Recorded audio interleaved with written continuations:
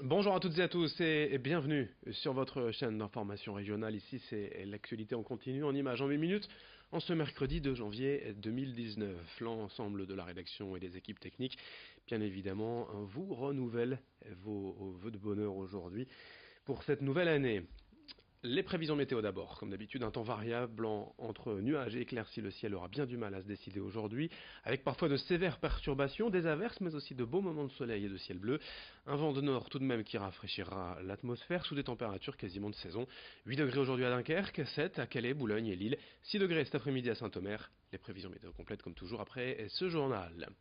La nouvelle année, c'est évidemment l'occasion de prendre les fameuses bonnes résolutions, et souvent en premier lieu apparaît celle de se remettre au sport, mais ce n'est pas toujours simple de se motiver sur la durée. La bonne volonté des premiers jours s'estompe bien trop vite, alors pour vous aider à trouver la bonne formule, nous avons rencontré Timothée Knappen, coach sportif à domicile et en salle, également préparateur mental. L'idée, selon lui, c'est d'abord de reprendre en douceur, de ne pas vouloir trop en faire dès le début. Il est aussi important de se fixer des objectifs à tenir chaque semaine ou chaque mois.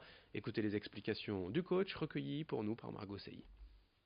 Alors si moralement on commence à se sentir un peu, on commence à lâcher un peu nos bonnes résolutions qu'on s'était fixées, c'est de se rappeler pourquoi j'ai voulu reprendre le sport. C'est parce que je voulais simplement maigrir. Est-ce que je voulais retrouver certaines qualités physiques que j'avais dans le temps? Voilà, remémorez-vous les objectifs que vous avez notés dans le passé, avec vos dates. Est-ce que je les ai atteints? Est-ce que je peux pas me refixer des petits objectifs un peu plus simples à réaliser? Est-ce que j'ai pas mis la barre un peu trop haute? Voilà, c'est toutes des petites choses comme ça qui vont vous permettre de vous remettre dans le bain et de vous remotiver.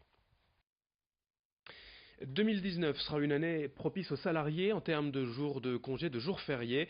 Un site de voyage en ligne a en effet réalisé le calcul optimal des jours à poser et pour profiter le plus des congés en fonction des jours fériés. 2019 s'avère particulièrement intéressant en la matière. Explication avec Idil Gunay ici en plateau.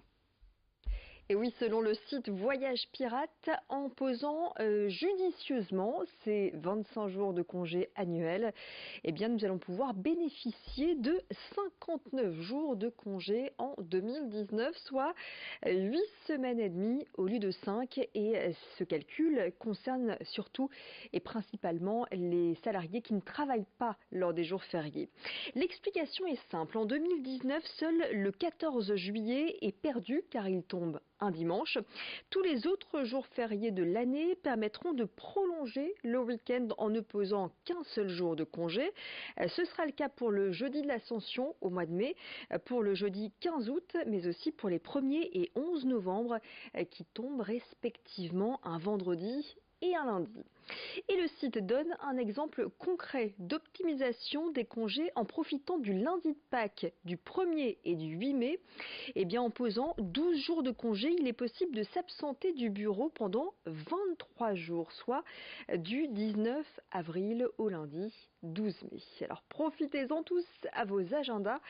Sachez que l'année 2020 sera quant à elle moins propice à l'optimisation des congés avec 2 jours fériés tombant le week-end.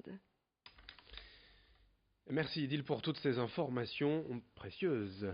Dans un autre registre, l'Institut Pasteur de Lille s'inquiète durant l'année 2018 de la baisse des dons enregistrés, une diminution de l'ordre de 7% selon la direction sur un budget annuel de 30 millions d'euros, dont 15 millions dédiés à la recherche médicale.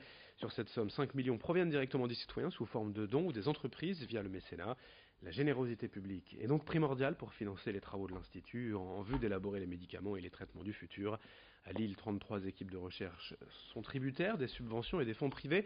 Chaque année, elles reçoivent jusqu'à 40 000 dons, mais ce n'est pas suffisant pour faire avancer les travaux de recherche. Pasteur-lille.fr pour faire un don, voilà peut-être une idée de bonne résolution pour l'année. Explication au micro d'Idil Gunay.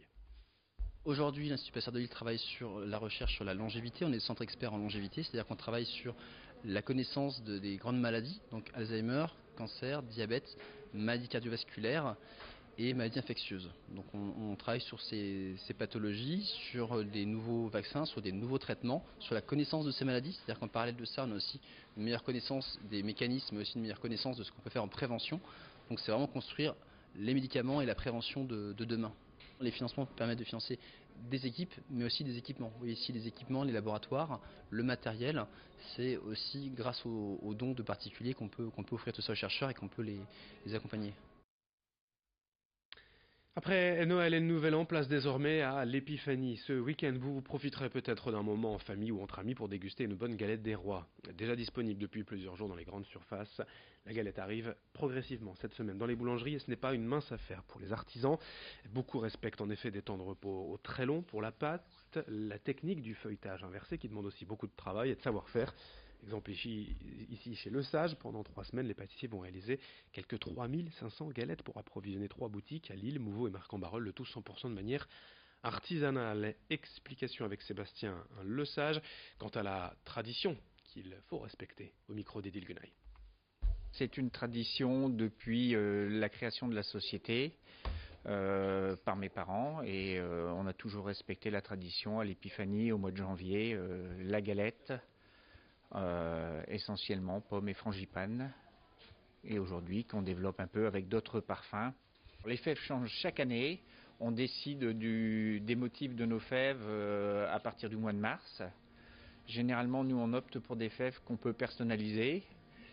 Cette année on est parti sur une déclinaison de macarons, donc petites fèves en forme de macaron légèrement colorées avec le logo de notre établissement dessus. Et petite spécificité, on y a ajouté cette année une 30aine de fèves gagnantes qui vont permettre à des clients qui vont découvrir cette fève de pouvoir nous recontacter au magasin et de bénéficier d'un cadeau, soit d'une galette gratuite ou d'un autre produit. Pour finir ce journal, la cathédrale de la Treille à Lille accueille jusqu'à dimanche l'exposition Expulsion et après, présentée par l'intercollectif Rome 5962. Des photos de familles roms vivant dans la région ces dernières années régulièrement expulsées par les autorités. On compte près de 180 familles, rien que dans l'agglomération lilloise, la plupart présentes depuis plus de 5 ans, et toutes, selon les associations, auraient déjà vécu une ou plusieurs expulsions et la destruction de leur logement, avant de revenir inlassablement s'installer au même endroit ou créer de nouveaux camps. Pour le collectif Rome 5962, ces expulsions ne servent à rien et ne font que renforcer la misère.